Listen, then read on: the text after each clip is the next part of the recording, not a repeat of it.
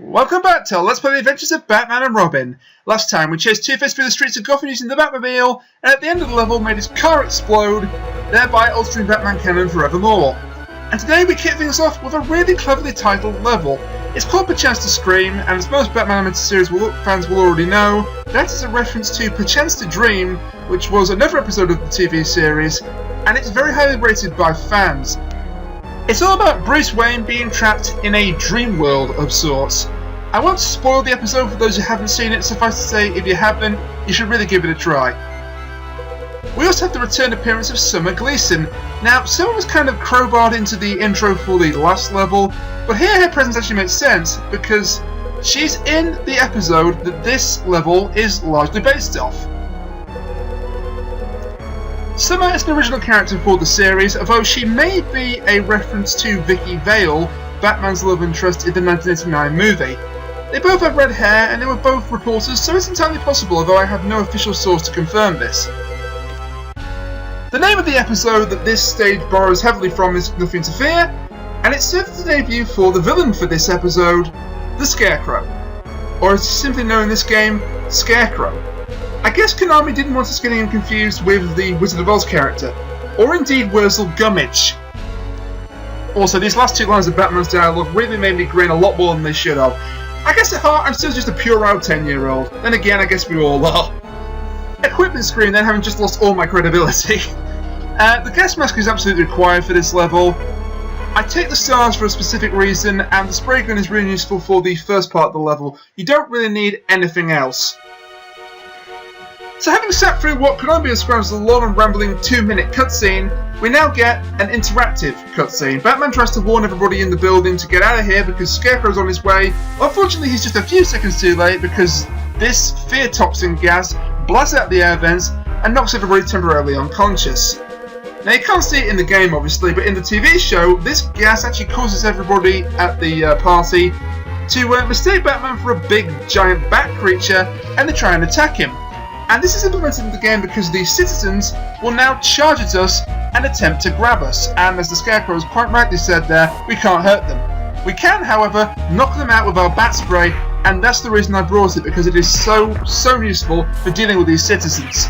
We also have the goons. They take one more hit than usual now, so they're a little bit tougher, and they are spaced out strategically so that you have to try and avoid the citizens before you take them on, but they're still not that tough. Now you'll want to equip your gas mask before you enter this room because we have this rising and falling curtain of glowing green gas. I'm not going to even go into how that's not physically possible, okay? Also, the civilians are being real annoying here. Well, that particular civilian was. As I say, if they touch your sprite, they will grab you from behind, they will pin you down, they will allow the enemies to get a free shot on you. But you can just jump over them, although the hitbox on that is a little bit finicky, so be careful. And here we have an example of amazing enemy AI. It's like the Scarecrow said to his men, "Right men, the Batman's coming here, I want you to stand in one place and just punch the air every 5 seconds. That'll teach him." Fortunately there are no civilians in this room, just a few enemies and a couple of power-ups, so just grab the power-ups and either avoid or take care of the enemies. I always defeat the enemies because if the game gives me a chance to get some more points, I'm going to take it, I'm not a fool. Equip your gas mask again because we have another one of these rising and falling gas rooms. Now I said that the gas mask was required for this level.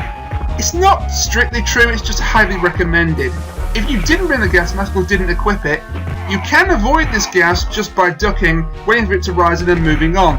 But this isn't recommended because if you mess up, that gas hurts. 5 or 6 hits of it and you will die. Using the gas mask in these rooms also allows you free movement and allows you to take on the enemies a lot easier, so you just have the civilians to worry about. So take my advice for those rooms. Equip the gas mask, you'll make things a lot easier for yourself. Interesting fact about the Scarecrow, his appearance in this game actually differs somewhat from how he appeared in the TV show, or at least the episode that this level is based on. And that has to do with production order predominantly. Nothing to Fear was an early episode of the TV series. It was the 10th one to be aired, but actually only the 3rd one to be completed. As a result, the animation style is a lot more basic and rough around the edges, and that translates into the drawing on the Scarecrow character as well. He just has like a bag over his face and then his trademark hat. I'll be honest, I wasn't a huge fan of the Scarecrow in the early days of the animated series. The character just seemed corny compared to villains like the Joker, the Penguin and the Riddler. And, if I'm being honest, reminded me more of the days of the 60s Batman TV series. And although I like that TV series, that's not a good thing. Fortunately, I think the animators agree with me because by the time he appeared next, his drawing had been completely redone and he looked a hell of a lot cooler. Robin has just turned up in the Batplane and he's actually giving us some very useful advice. I used to think this thing was called the Batwing, turns out that's a completely different vehicle that comes out of the back of the Batmobile. Also, unintentionally funny dialogue alert again. Batman and Batmans, that can be taken two different ways. He's either saying, "But of course, you clever thing, Robin," or perhaps the way I prefer to take it, "But of course, he's being condescending. But of course, I'm the goddamn Batman, damn it." So now we're running around on top of the Batplane, and we have to either avoid or destroy these balloons filled with gas. The Batman works very well in the early stages here, but I'll be honest, I carry around it a little bit too much. You can also just attack the balloons, but be careful you do this because the hitboxes on them are a little bit screwy, and if you hit them too late into Batman's sprite, they'll damage you even though it looks like you've successfully destroyed them. Now people will ask me, why is it in a game entitled The Adventures of Batman and Robin that Robin doesn't have more of an important role? Well, there is a very good reason for this. When this game was in development, the animated series was still called Batman the Animated Series. And in the first 60 episode run of the animated series, it's fair to say that Robin only had a supporting role. It wasn't until the third series that Robin's role was expanded and the show name changed to The Adventures of Batman and Robin, but by then this game was already very late in development, so Konami just slapped the new name on top of their existing game, didn't bother changing the levels, and that's the reason why Robin's role isn't as major as it could be. Although, as if to challenge that theory, this level's theme is actually a remix of the new Adventures of Batman and Robin theme tune, so maybe I'm full of shit.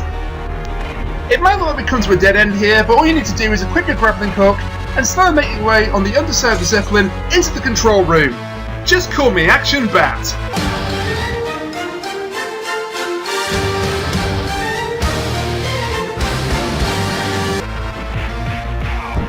Now, the Zeppelin is actually crashing into buildings as we go through the burning wreck of its control room, and if it slams into a building while you're standing on the ground, you'll be momentarily stunned. If it doesn't do any damage, thank goodness. Also, you want to equip your stars, because the goons with machine guns can wreck you if you give them half a chance. There's also flames on the floor to avoid, so this is not a very easy segment. Fortunately, it's very short, just a few henchmen to get rid of, and they are nice enough to give you a health power up at the end, and that's when you know it's finished. We confront the Scarecrow again, but he escapes for a second time with the aid of I'll call it an aircraft because I'm not sure what the heck this is. Also, you notice I was actually getting stunned during the cutscene, so I'm very glad that wasn't damaging me. And that's the greatest transition of all time. Batman just dives out of the burning Zeppelin onto the wing of the plane. Now in the episode, the Scarecrow just gets away and Batman then catches up with him through other means and affects him with his own fear toxin. But fortunately, Konami realised that wouldn't be a very good end to their stage, so instead they manufactured this fight sequence between Batman and the Scarecrow on top of the wings of a moving plane. I love that line. This is a great idea for a boss fight. Let's get it on. The Scarecrow is quite an easy boss in terms of pattern. He will fire his gun at you 2 times, then walk up to you and try and punch you. Unfortunately for him, the Batarang completely wrecks this guy. The only thing to make this somewhat remotely difficult is the plane itself, because it's tilting at an angle and sometimes the Batarang will hit the wing of the plane instead of the Scarecrow. Also, don't even bother trying to block his attacks because his punch is unblockable, and obviously Batman cannot deflect bullets with his bare fist. We've already discovered this in an earlier video. The dodge roll is useful, but just be careful how you use it so you don't roll directly into one of his bullets. So yeah, the fight with the Scarecrow, or Dr. Jonathan Crane to use his real name, isn't that hard, and in fact, this entire level isn't that hard. But I personally enjoy it, and given what I just went through with the Two-Face stage a video earlier, it's a very nice palate cleanser. Mind you, given what I went through with the Two-Face stage, just about anything would have been preferable at this point. As long as you don't take too much damage trying to attack this guy, and use the Batarang amply, you shouldn't really have any problems at all. There we go, Dr. Crane falls at my feet where he belongs, the battle's over, and so is the stage. And an extra life to boot, that's not too shabby. So, join me next time to find out the identity of our next diabolical villain and whatever nefarious scheme they try next. Until then, bye for now.